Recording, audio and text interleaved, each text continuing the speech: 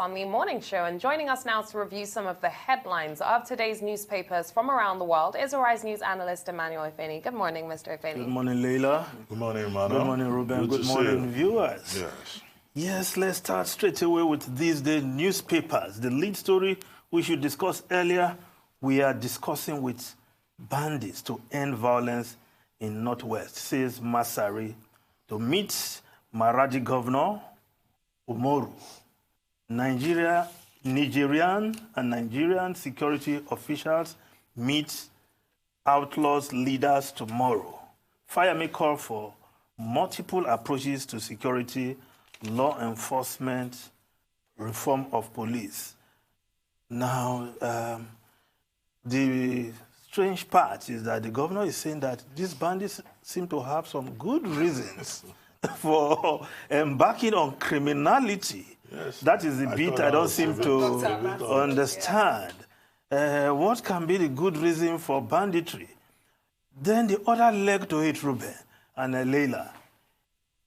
What are these bandits offering? Because in the case of the amnesty program, the militants drop their weapons, decide to become, go for training, become normal citizens. Their agitation has been taken care of by the federal government. But in this case, these bandits have been settled with money, and nobody is talking whether they will return to banditry or not, how to stop them from returning to banditry. Meanwhile, the onslaught on innocent civilians has not stopped, either in terms of kidnapping or other forms of criminality. So there must be something that Governor Masari knows that we do not know.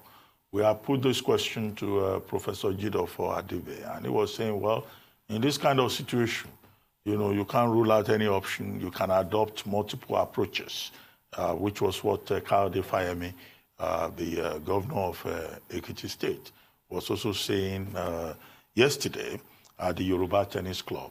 But yes, if you use the option of dialogue, I mean, what is in it? What does it mean? What is the value added? Because this is not the first time that Governor Masari will be meeting with the Nigerian counterparts. Yes. Yeah. Have we seen any improvement since the dialogue started? Or this is just an opportunity to just hold talks? Then the other leg to it, Ruben, that criminals can just cross our border, come in, go out unchecked, and we are at their mercy. They are now non-state actors that we can be deliberating with as a country. Yeah. This is... well, but I don't imagine that Governor Masari would on his own engage in, this kind of foreign relations diplomacy, engaging, actors from another country without the input of the federal government. Exactly, and like you said, so Dr. Abbasi, all of this should not be an isolated effort on the part of just Governor Masari. It must be within the context, of a broad framework of engagement, either to address the issue of criminality or to address the issue of porous borders or to promote, regional collaboration, cooperation on the issue of crime and terrorism. That is the only way it can make sense, in my view. Well, perhaps I may have to suggest that the Buhari administration perhaps shut the entire northwest border with Niger with a view to bringing that country to its knees so that they can tackle criminality from their end. We shouldn't be talking only about rice and chicken. But the border even between Nigeria and Niger is just flatland. Yes. Then let's go on to another story in front page of this day. Bakassi Deep Seaport to go up 2 billion sales commission. You discussed this earlier, but there was an angle perhaps that has not been touched, Ruben. Okay. Yes. I'm listening. You and I have this eternal attachment to Calabar and environment. We are Calabar boys. Yes. So I keep Great Malabar. Yes. That's the University of Calabar. Just before you think we are talking about one cult group. Now, I've been following developments in Cross River State. We are building a deep sea port. We have a Calabar port that is underutilized. not too long ago, there was this controversy about funds made available for the dredging of the Calabar port so that big vessels can access the Calabar port. In a situation where you have a port in Calabar that is underutilized. So what is this talk about Bakassi Deep Sea Port? If it is not another tribute to monumentalism, which the Ayade government seems to be very vast in. Big projects, monuments, and we have seen this in Calabar. 8 years of Donald Duke, we talk of the Tinapa. But after 8 years, you go to the place, empty shops. So this amount being spent, when you have a port in that city that is almost idle, underutilized, I don't think it's money. I think one of the main points that they're making here as well is that the Lagos port, for example, only goes as deep as 12 meters. This deep sea port is going to go as deep as 20 meters. The existing seaport is how deep? That's where my question would be. There was money spent to dredge. Yes, I remember and also the Onitsha. Yes. The Onitsha port. Then it's very And the Warri port also, money made to dredge them. So you have not utilized one port, you are building another. And in nearby Akwa Ibom, there's also an Ibaka deep sea port. Right. So it's not a matter of just building ports, monuments. Well, it's not new for them to add to our abandoned projects, is it? So. Well, let's move on to other stories. Daily Sun, forces plot VP Osibajo's exit. Mule or Nogen treatment. The issue of the VP is something that seems to remain in the limelight, that some people don't want him to continue in office, that there are plots to remove him from office. Of course, a number of functions being removed from his office. And interpretation is that perhaps he's being cut to size by a cabal. I don't know how far that can go. Well, I've refused to buy into the conspiracy theories, although you seem to have a different position on the matter. These conspiracy theories, they keep getting complicated every day. Most of it is just rumor, it's just speculation. It's just persons, trying to read all kinds of meanings into what is going on in the presidency. And some of it I find a bit too imaginative. Over the weekend, there was a story making the rounds that at least 3 persons have been penciled down to replace the vice president of Nigeria. The office of the vice president is not, an official of state that you can just yank off like that because you don't like his face. So even if you have any misgivings against him, there are constitutional procedures. And given the circumstances, we have before us, I don't think, those conspiracy theories add up, in my view. I don't think that the priority for President Buhari should be to change his vice president. How can that be a priority, really? For him personally, what should be important to him should be his legacy. He doesn't need any messy, controversial thing, involving his vice president. At a time when, we should continue to insist that there is only one presidency. Yes. And we should continue to see the president and his vice president, working together as a team to deliver on the promises that they have made to Nigerians. So much of this I take, as a distraction. Yeah. Maybe I'm naive, but I have not seen anything yet. As a man who worked in that place, who lived in that place, for quite a number of years. Like they say, sometimes when you are too close to the blackboard, you don't see very well. Okay, but I use glasses. That's why I use glasses. So that I can see properly. But you see, when I was tempted to join the bandwagon of dismissing this. But when the vice president came out to say, look, I'm ready to shed my immunity to clear my name, then there was a clear danger that there were some people trying to also taint his image. For what goal? For what purpose? Well, we leave that to conjecture. Let's move on. Daily Independent. No political office is for any ethnic group. Pastor Bakare reveals vision of new Nigeria built on restructuring. Yes, the pastor politician, Tunde Bakare, who once ran as running mate to President Muhammadu Buhari, his optics is still very much focused in politics. Recently, he talked about himself being the next president come 2023, but when he was asked whether it was a vision, he said, no, not a vision from God. It is his ambition. He was just expressing, which was very good, not to drag the divine into what is purely personal ambition.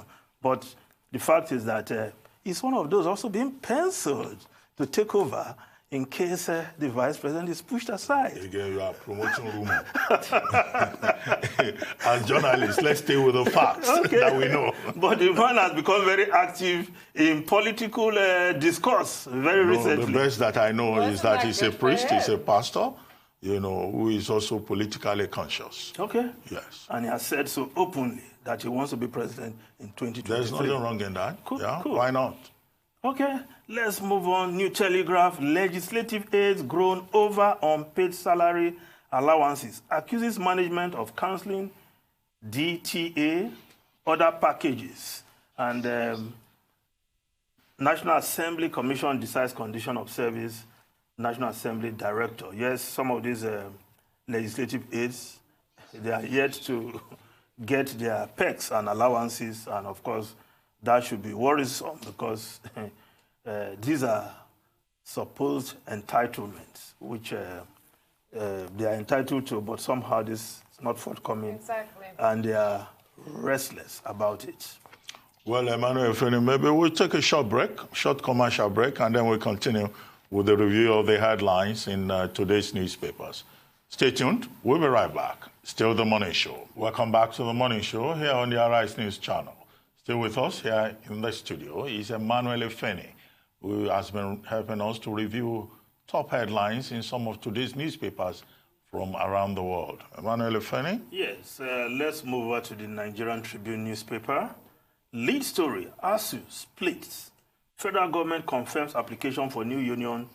New group seeking attention. ASU, that's the Academic Staff Union of Nigerian Universities. The Punch newspaper has similar story. Faction emerges in ASU. Lecturers attack varsity heads. Will ensure stable academic calendar. Splinter group. Federal government has no hand in ASU faction, says Education Ministry. According to that report, according to this report, lecturers who unveiled this new union at Obafemi Awolowo University, Ile-Ife over the weekend include lecturers from Federal University, Lokoja in Kogi State, Kwara State University, Milete, Ambrose Ali University, Ekpoma, Edo State, Federal University, Oye Ekiti in Ekiti State, and of course, Obafemi Awolowo University, Ile-Ife. Now, their stated goal will ensure stable academic calendar, splinter group. Well, I hope this is not a case of the voice of Jacob, the hand of Esau, even if government is saying we are not part of this. You know, the standard strategy in Nigeria is that if you have labor giving you problems, then, or a political party, then you do whatever you can to divide them. And then they begin to fight among themselves. AKA divide and rule. We have seen it done with organized labor. We have seen it done even with the National Association of Nigerian Students, and now, so unfortunately, it's the Academic Staff Union of universities, being divided right down the middle. Even if, ideologically, you've always had this minority wing in the Academic Staff Union of Universities that do not believe in strikes. Yeah. I mean, I think the first branch to break away is the ASU branch at the University of Ilorin. Long ago, the University of Ilorin, ASU, had its own crisis, and then the faction that triumphed was the faction that said, no, we won't engage in industrial disputes. That, in a way, has helped the university because in terms the university of choice. It became the university of choice for many parents. Yes, because the parents will say, "Well, University of Ilorin, you can be sure the lecturers there, they are pro-government. They don't go on strike, you know." So it has its own, positive side. But the thing, of course, is that in terms of labor rights, negotiation, collective bargaining, this must not be an opportunity for government to assume that it does not owe certain responsibilities. Absolutely. In terms of making sure that, demands by ASU, either in one, with one phase or the other phase, are addressed. Because those demands by the Academic Staff Union of Universities, they are very important demands. They are very legitimate demands. Either it's in relation to autonomy or raising standards or in terms of funding or providing research grants for lecturers or in terms of ensuring, the best form of salary scale. Because we cannot afford to have a community, that does not support ideas. We cannot run a system that is anti-intellectual, which is, something we inherited from the military. And the anti-intellectualism that you find in Nigeria has gone from government corridors. It has even gone into the university corridors, where you have, so-called academics who are themselves no better than roadside mechanics.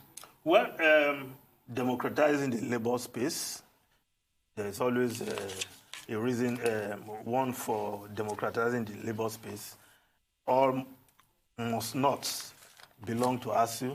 Now there's another group, and I'm not a fan of ASU tactics, because as far as I'm concerned, those tactics of closing university for as long as it takes is akin to mine workers' tactics, which I think should not be found among academics. But that is their tactics, how they think they can get results. But I will welcome this other group if they will help to stabilize the academic calendar. Even if when you check, maybe they end up as a group of renegades. Well, let's see how they play. You are just supporting them. You don't know who they are. No, their intention of ensuring stable academic calendar so that the children of the poor can also have stability. What is their position on conditions? I'm sure they will unfold that. What is their position on the state of our education sector? What is their informed opinion? They will unfold that in the fullness of time. Let's move on to Vanguard newspaper. While we oppose return of toll gates, Labour, government must reduce, that's Vanguard newspaper, government must reduce price of fuel first. United Labour Congress and Nigerians should resist plan to tax GSM cars. Both the ULC and the NLC, they seem to be on the same page on the fact that government should not introduce toll plazas because, in their view, it will only compound the misery of poor Nigerians. Perhaps they have a point. Fair point. I mean, it's a chicken and egg situation, to be very honest with you, but it's not. I don't think the public is really going in on this one or agreeing with the government in any way.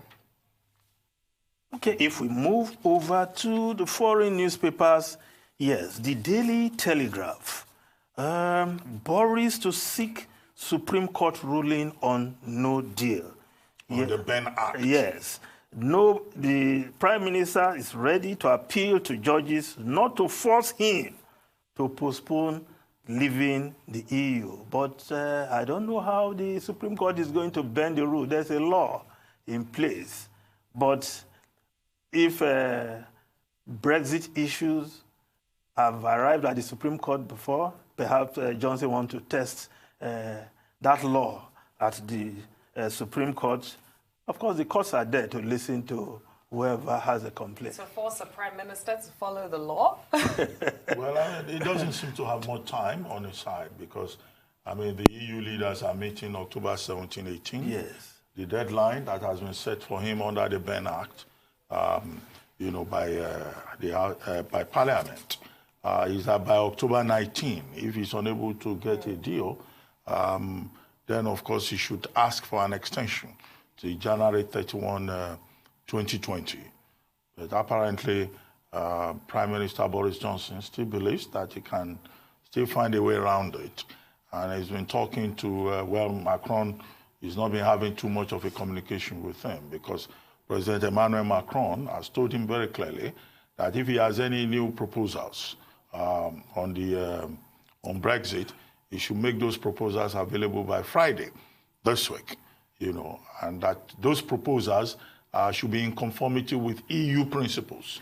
Now, whatever that means, so it's like Macron saying more or less the same kind of thing we've been hearing either from President Macron or from Chancellor Angela Merkel or from Michel Barnier, the chief negotiator for the EU.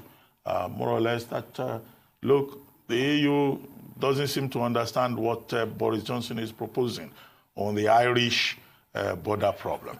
So we keep watching what is going on, but there's a lot of blame game going on.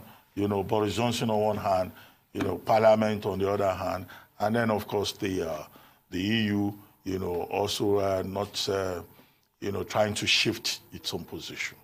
Yeah, the Irish backstop happens to be at the center of the disagreement from all sides. Now, whether if they ask for extension, I don't know what will even come out of it if you ask for that extension. Well, going by the Ben law. Well, the Ben Act, yeah. What, Parliament is proposing is an extension to January 31, 2020. Hopefully, that, within that space, maybe an election will have taken place, because sooner or later they will have to conduct an election. Although they have refused the October 15 date that has been chosen by Boris Johnson. But I see a snap election still happening. But whether the Conservatives will win, or Jeremy Corbyn would have his way, or Boris Johnson will succeed in his stated objective, defeat Corbyn, remains to be seen. The situation in the UK at the moment remains very fluid, particularly with the kind of feedback we get from Ireland and also from Scotland. Okay, if we look at the Financial Times newspaper, looking at what's happening in the corporate world, HSBC to ask up to 10,000 jobs worldwide. Interim chief seek saving across banking group. High-paid roles in Europe targeted. Yes, the new acting interim CEO, Noel Quinn, is trying to see how he can cut costs. Coming so soon after 4,700 redundancies were declared in the HSBC, that banking group, were up for some serious restructuring, with as many as 10,000 jobs being put on the line worldwide. Well, I mean, most businesses are restructuring. There is a slowing down of economic growth globally, and we're beginning to see the signs, whether it is with HSBC or with, what was that other company that decided to lay off people worldwide? British American Tobacco. Okay. So you find businesses trying to reposition themselves in the face of uncertainty, in the face of risks, and then, of course, some economies have an absorptive capacity, but some do not have. Yeah. We hope that we don't begin to see a trend here, of job cuts, of retrenchments that could further deepen the hardship on Nigerians. And that's why it was very frightening when the other day the Minister of Labour started threatening that if we must pay a wage bill of 580 billion, for civil servants, then the Nigerian government will have no option but to retrench. If you have that across board, public sector, private sector, then we will be in serious trouble here. But it's important to, to study these headwinds and, global trends for us to see what lessons we can learn, not just for, the direct industry, but generally. Absolutely. Okay. Anyway, Emmanuel Efeni, thank you very much. Thank you. We look forward to seeing you tomorrow. Yes. Absolutely.